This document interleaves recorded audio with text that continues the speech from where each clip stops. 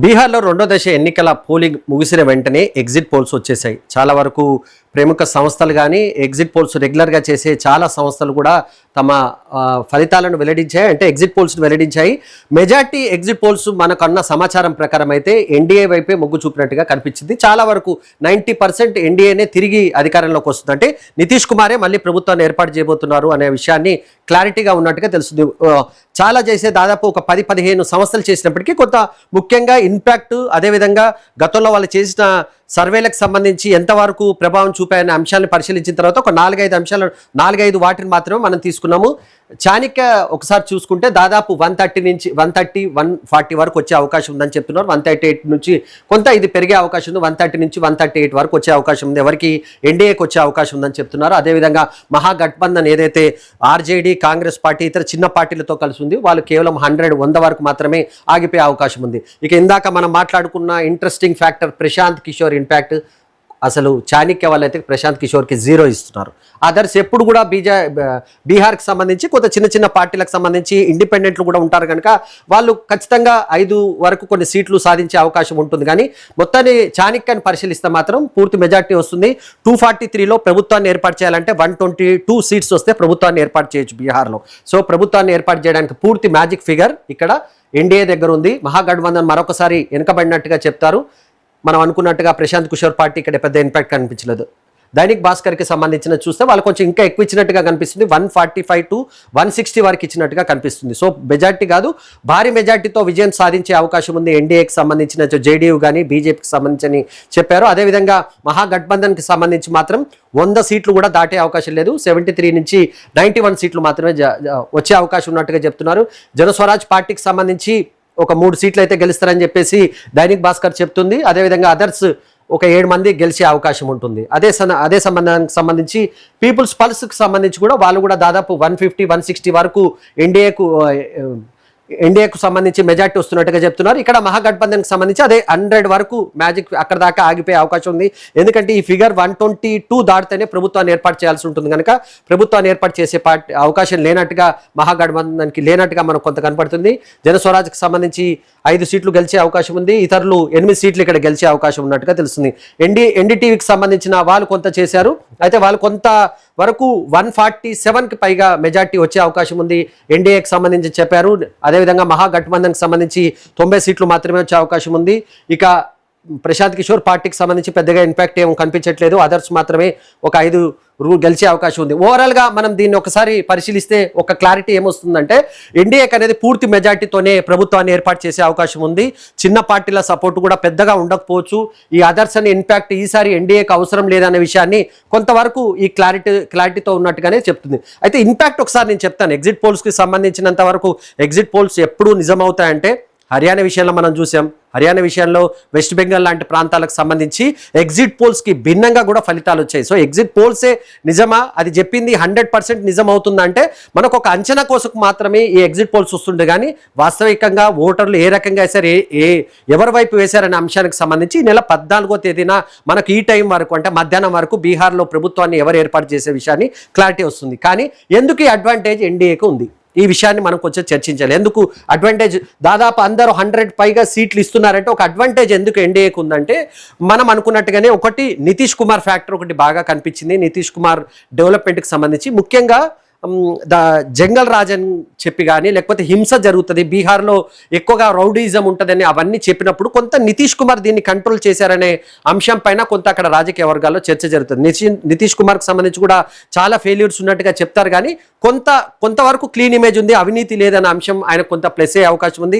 మనం ఇందాక చర్చించుకున్నట్టుగానే మహిళల ఇంపాక్ట్ కూడా నితీష్ కుమార్కి ప్లస్ అవుతుంది. ఇక్కడ బీజేపీ పాత్ర కూడా చూడాల్సి ఉంటుంది. లాస్ట్ టైం బీజేపీ 74 సీట్లు సొంతంగా గెలిచినప్పటికీ ఈసారి బీజేపీ అన్ని సొంతంగా గెలుస్తుందా లేదన్న అంశంపైన కొంత చర్చ జరుగుతుంది. విచిత్రం ఏంటంటే ఈసారి నితీష్ కుమార్ పార్టీకి సంబంధించి ఎక్కువ సీట్లు గెలిచే అవకాశం ఉంది.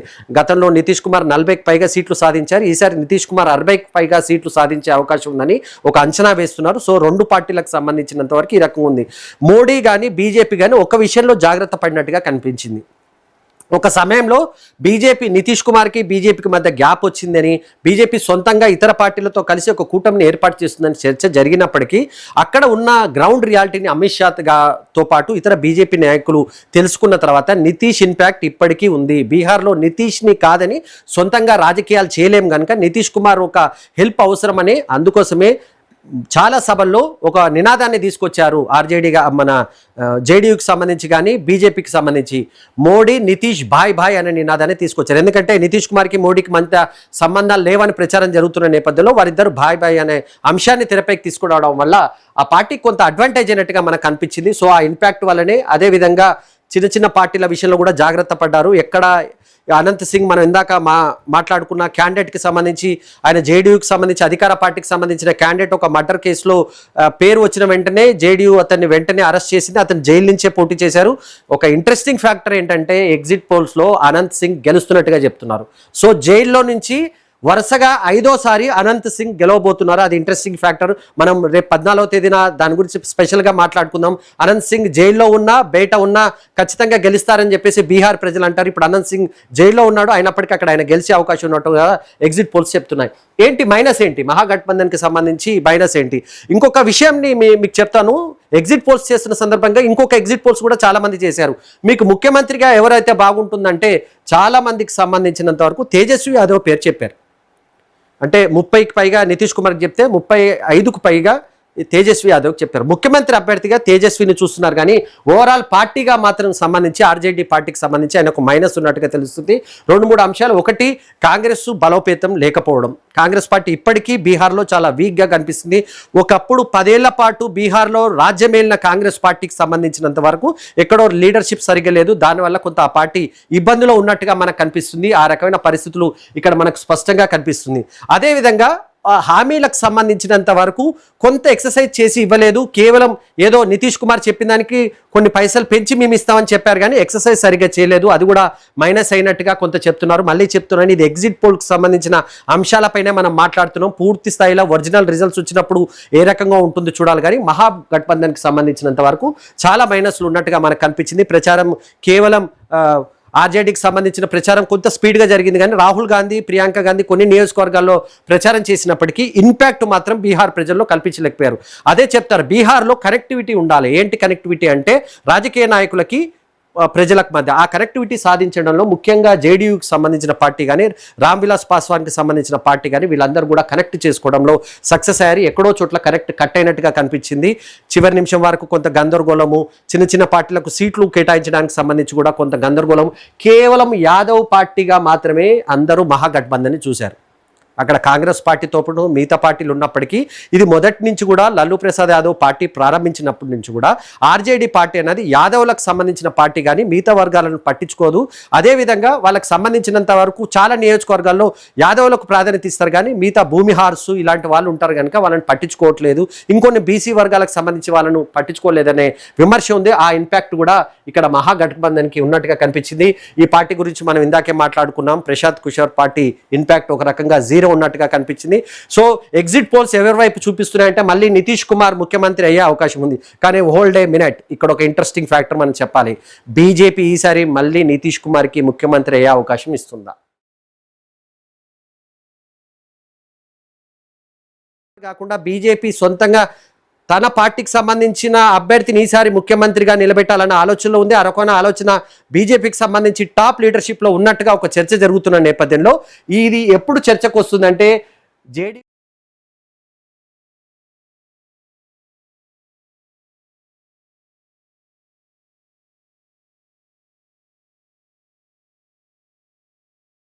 వచ్చిన తర్వాత ఎగ్జిట్ పోల్స్ నిన్న రాత్రి వచ్చిన తర్వాత చాలామంది రాజకీయ నాయకులు మాట్లాడారు. దీనికి సంబంధించి వాళ్ళ స్పందన చెప్పారు. కొంతమంది ఎగ్జిట్ పోల్స్ మంచివే అని చెప్పేసి బీజేపీ, అదేవిధంగా జేడీయూకి సంబంధించిన నేతలు అంటే ఆర్జేడీ, కాంగ్రెస్, ఇతర పార్టీలు మాత్రం ఎగ్జిట్ పోల్స్లో ఎప్పుడు కూడా తప్పు కూడా జరుగుతాయి. హర్యానాలో కాంగ్రెస్ పార్టీ అధికారంలోకి వస్తుందంటే ఏకంగా బీజేపీ అధికారంలోకి వచ్చింది. సో ఎగ్జిట్ పోల్స్నే పూర్తిగా నమ్మలేమని చెప్పేసి కొందరు నాయకులు అంటున్నారు. ఎగ్జిట్ పోల్స్కి సంబంధించి రాజకీయ నాయకుల స్పందన ఏంటో ఇప్పుడు చూద్దాం.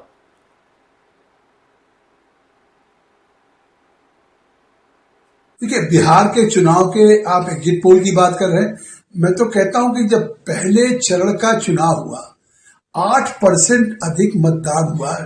बिहार में आजादी के बाद पहली बार 65.6% लोगों ने रिकॉर्ड मत दिया, और उसमें महिलाओं का जिस तरीके से टर्नआउट हुआ, क्योंकि महिलाओं को पहली बार जिस तरह से नरेंद्र मोदी जी और नीतीश जी की बीजेपी एनडीए की सरकार में उन्हें स्वावलंबी होने के लिए 10-10 हजार रुपये उनको दिया गया, और जब वो अपने व्यापार को करेंगे तो 2 लाख रुपये अतिरिक्त सहायता दिया जाएगा।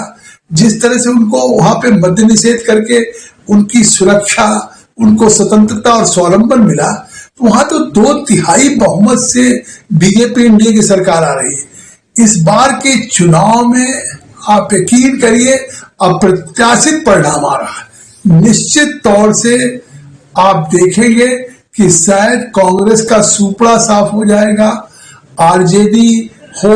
लोगों को आज भी इस बात का एहसास हो रहा कि बिहार में अगर वो सरकार आ जाए कहीं दुर्भाग्य से, तो वही 20 साल का जो लालू जी के जमाने का एक जंगल राज्य रहा है, भ्रष्टाचार, कोई कानून व्यवस्था नाम की चीज नहीं थी, तो लोगों को उससे छुटकारा मिला। आज बिहार में डबल इंजन की सरकार में सुशासन हुआ।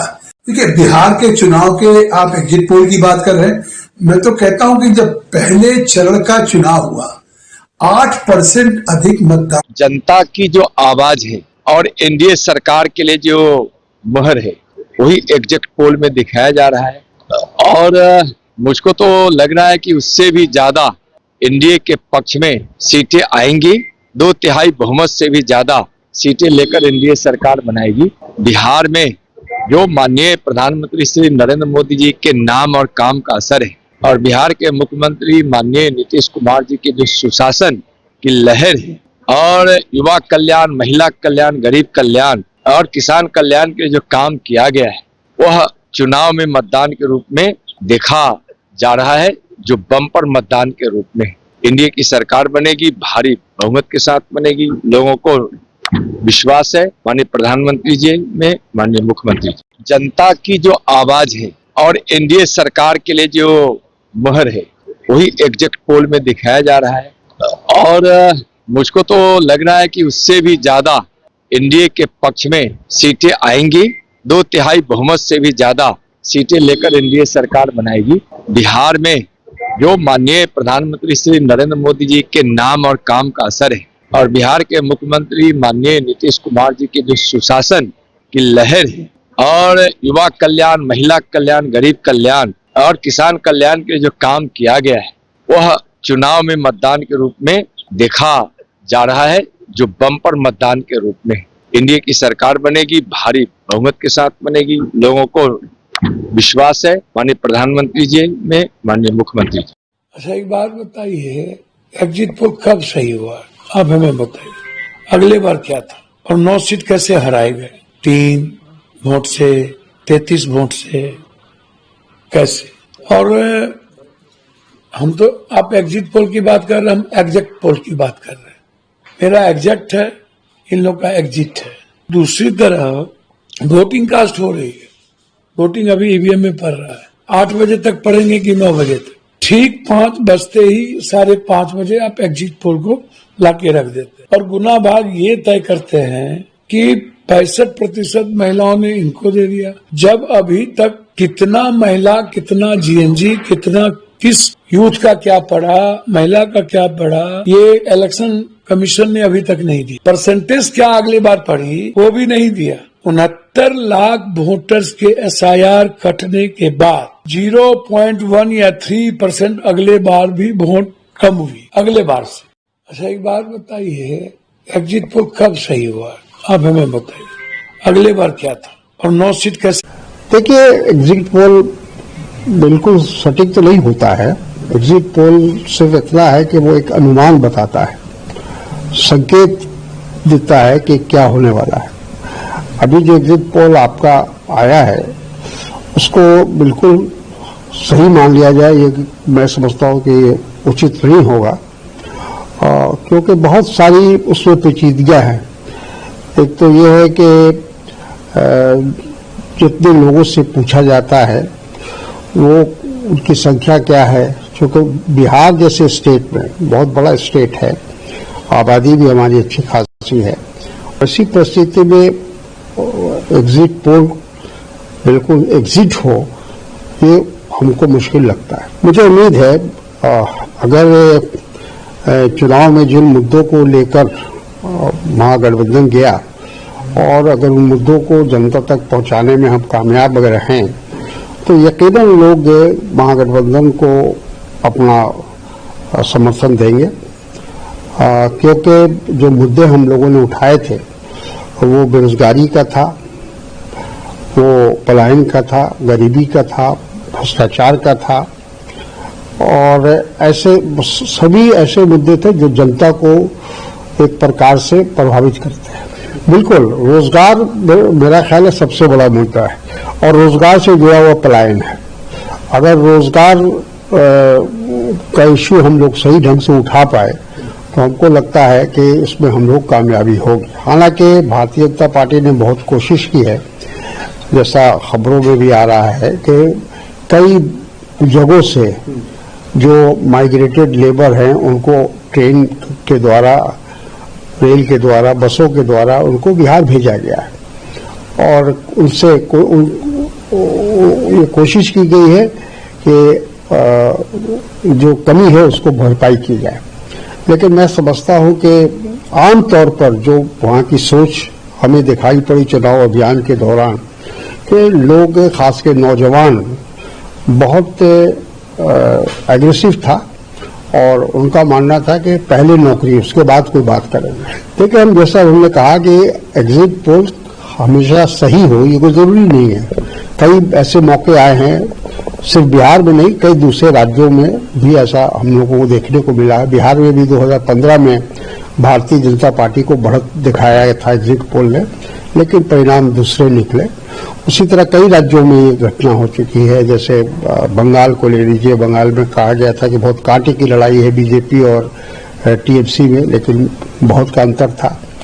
तो मेरा कहने का अर्थ ये है कि एग्जिट पोल को 100% आप उस पर रिलाई नहीं कर सकते हैं, भरोसा नहीं कर सकते हैं।